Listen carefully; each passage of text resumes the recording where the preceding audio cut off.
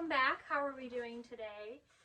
So, we're going to kind of change up the coloring books because the Disney one that I was using, holy smokes, we got like no progress on that bad boy. I did 2 videos and guess what?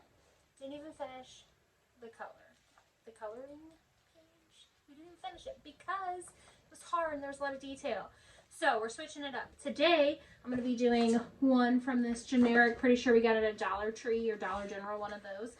And I got it for my niece to color with because it has a bunch of little farm animals. And today, I just feel like this is a great picture to be coloring off of. And we're going to be doing Mrs. Hen Does Not Approve. But I think, I don't know a lot about chickens, but I think that this is a rooster because it has these little gobblies. Doesn't that make it a rooster, right? Anyway, so I also already did my outline on some of it because I want to finish one picture per video, and that wasn't happening. So, enough with the coloring. Today, with Mrs. Hen Who Doesn't Approve, we are going to be discussing something wonderful here. We are going to be discussing the Hollow Earth theory. So, sit down, get you something to drink, and prepare thyself. I love a good Red Bull. Seriously though, the watermelon flavor is amazing. But it's only in the summer, and I can't find it anymore, and I'm sad about it. I'm sad.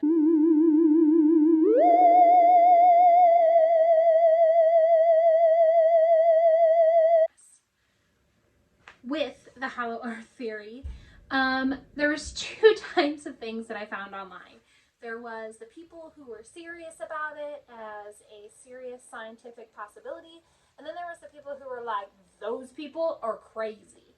They were put in the same category as flat earthers, which I can't even do a conspiracy on flat earth because I think it's so dumb. Even I'm just like, no, that's not plausible, guys. Stop it. So, I actually learned some very interesting things while researching this, and one of my wonderful kids was actually going to be in the video with me talking about it, but he just didn't feel like he knew enough of the material to jump right in, and I'm like, I don't know nothing, okay? Nothing. Just some tidbits. Just some little fun things. So, Hollow Earth theory. If you don't know what that is, basically it's a theory or a hypothesis, that the center of the earth is hollow and that there's a whole other world that is there, whether it's inhabited by people or aliens or ancient creatures. There's, different people, different things, different strokes for different folks. Now, most people who went to school and learned about how the earth works, they were taught that there was layers. And the layers, the only way I remember this, which I was really proud of myself, was creepy men on interstates. So you have the crust, the mantle, the outer core, and the inner core. That's how I remembered it. So those are the layers of the earth. And come to find out, we haven't even gotten past the crust. So the furthest that we've drilled down into the crust is 12 miles. And when there's a 4,000 miles to the core of the earth, 12 miles is nothing. It leaves a lot of room for interpretation, and you can't say 100% that you know what's going on there simply because we haven't been there before.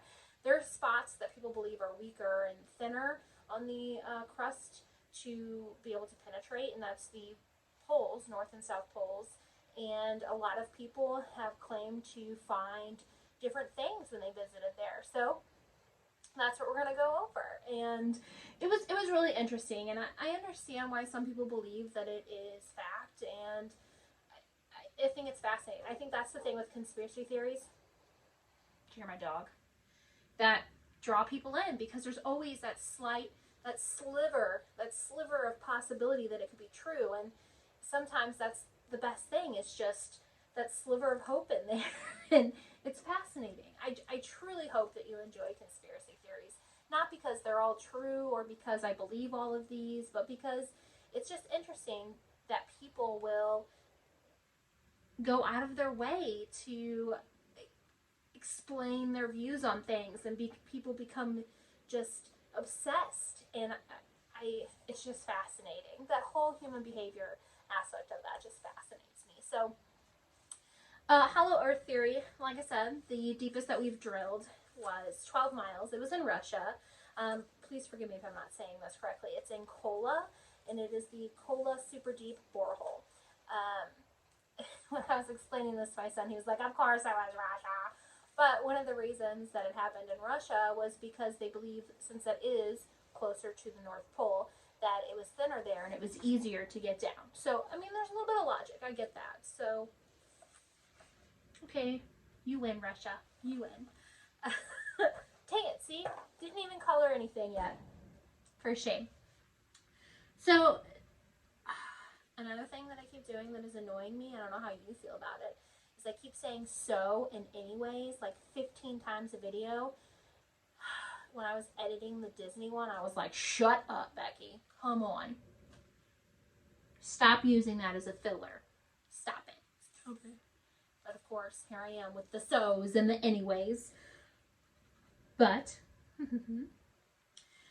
one of the first people to have a plausible theory about hollow earth was actually a scientist that most people are familiar with, whether they are aware that they know this guy or not. And his name is Edmund Haley.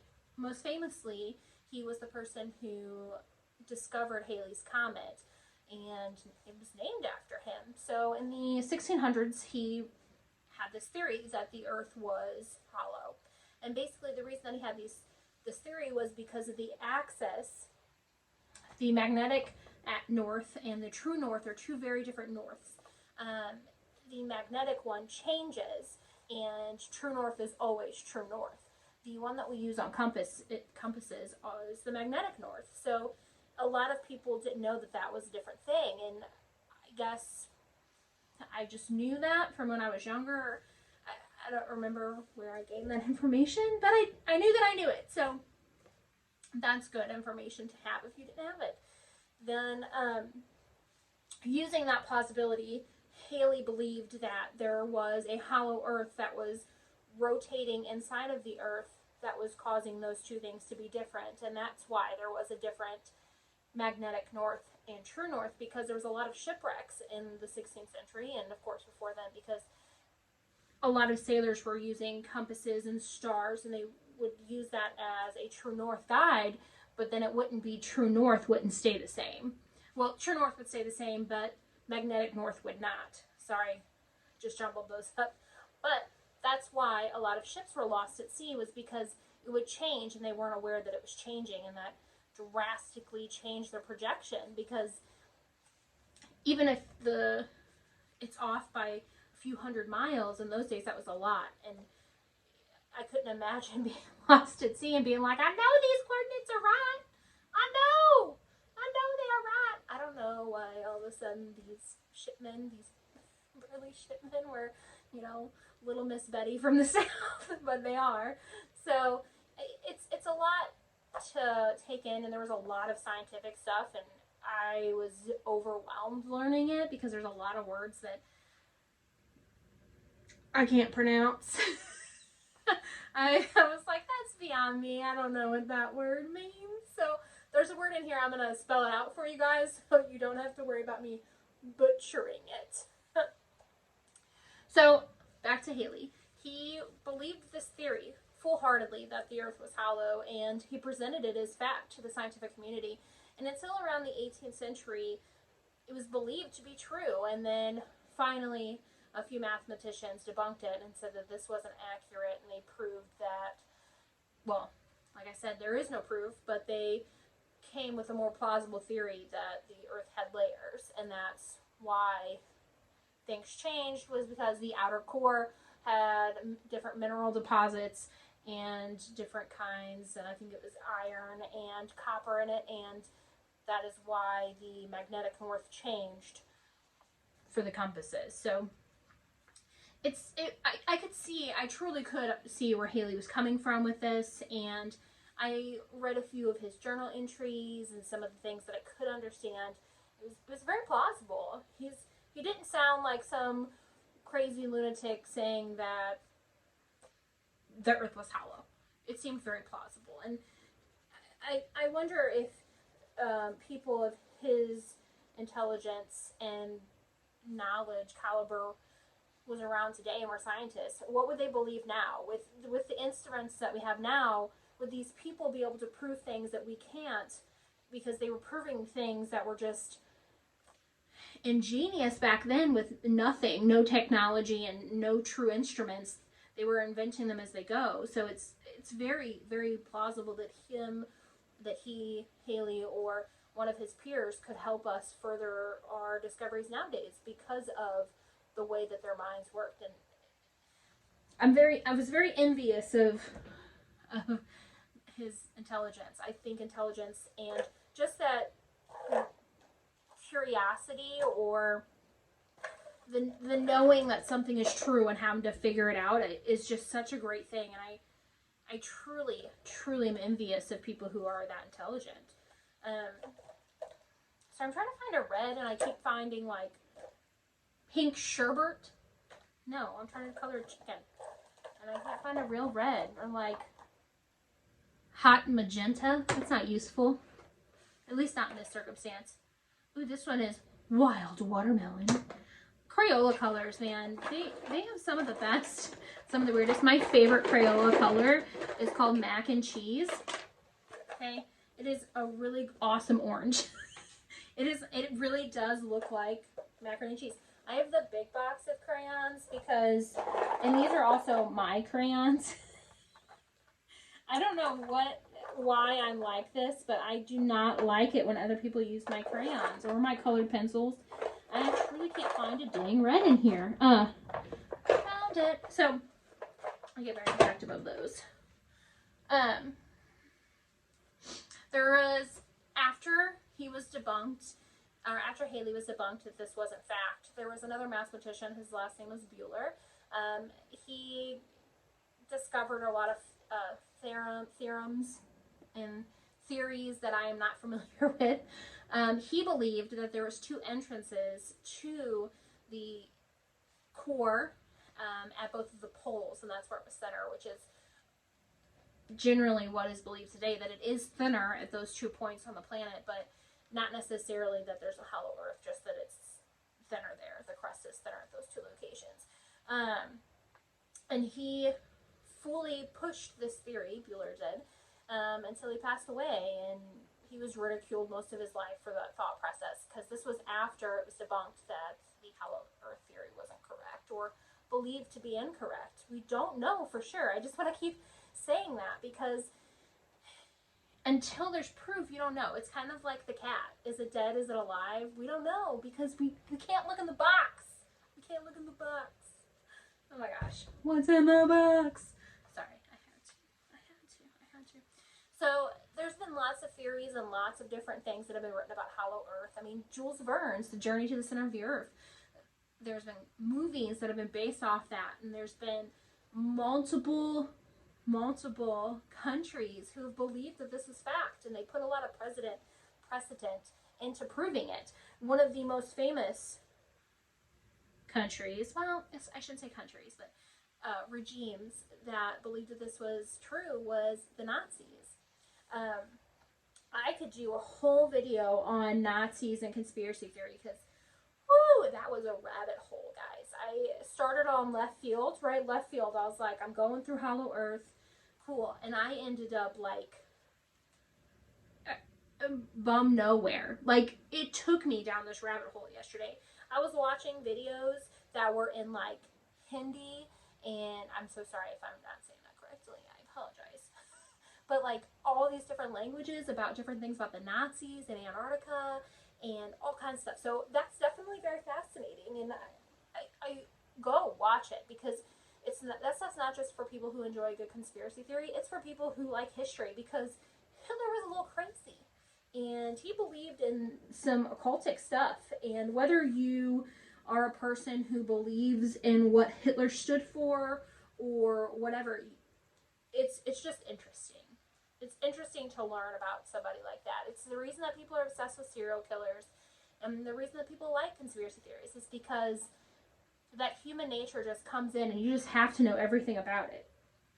So the Nazis had rumored to have built a base in Antarctica because they wanted to find a way to get to the hollow earth and to start a pure society there. The Aryan race was going to be created there, and the conspiracy is that there was 100,000 Germans who were selected to be part of this base that was located in Antarctica, and when the time came, they would descend down to the hollow earth and begin a new society. And that Hitler did not kill himself, he just went to the Antarctica location and joined this brotherhood, sisterhood of people who were going to go down to hollow earth. So it's a very interesting thing. There's photographic evidence to back up that theory. So that's, I'm telling you, rabbit hole, guys. It was intense reading and listening to these people talk about it, because you don't know what's true. You don't know. So it was probably one of the more famous conspiracy theories about hollow earth was Hitler and his Aryan race in the Antarctic base. One of the cool things about the hollow earth theory is that we have weird proof that just keeps popping up, and one of those things is the large hole that is developed. It's currently open in Antarctica, and this is the word I don't know how to pronounce. Please forgive me.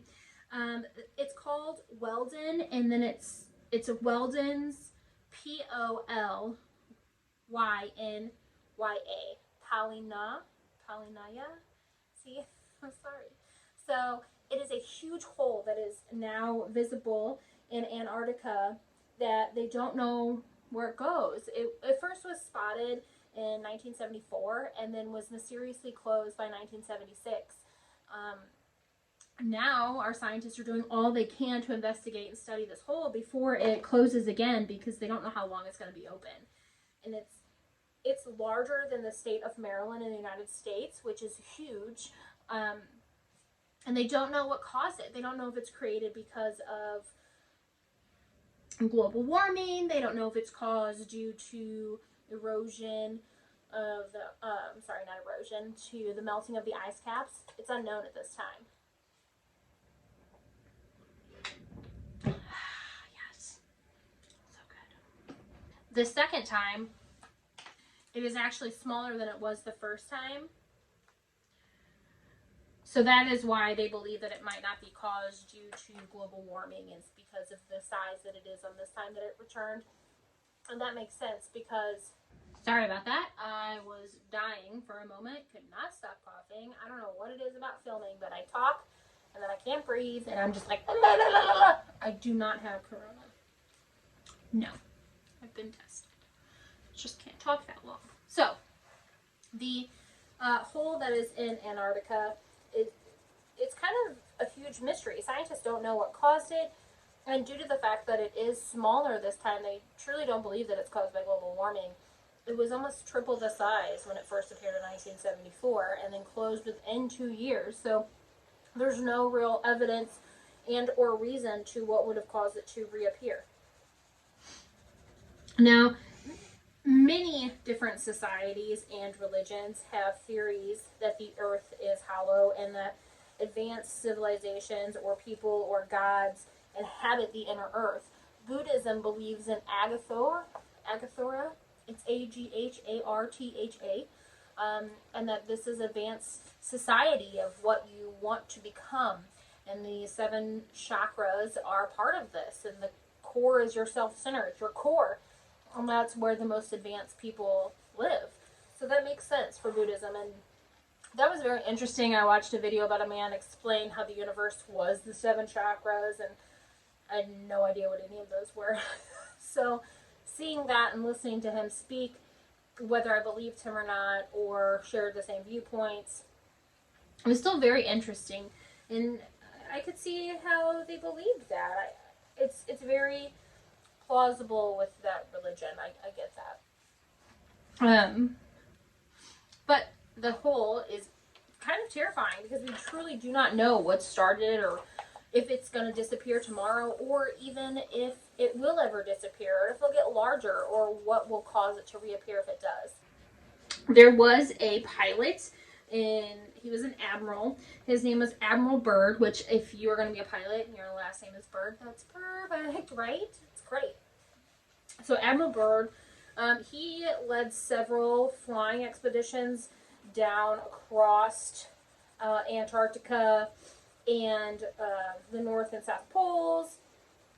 He did report of coming across, while flying over the North Pole, a luscious land that had trees and was 74 degrees outside of his aircraft.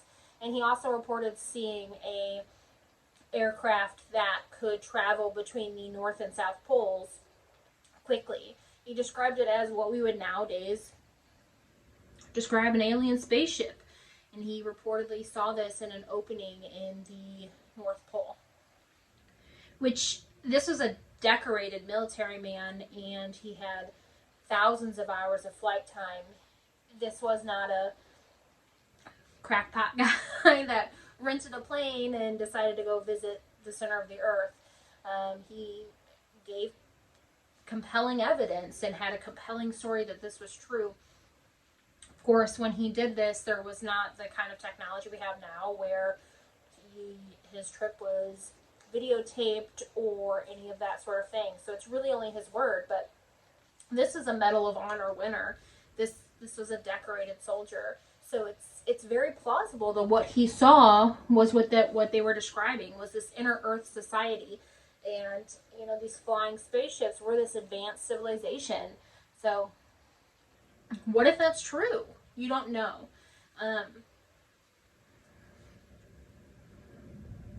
There's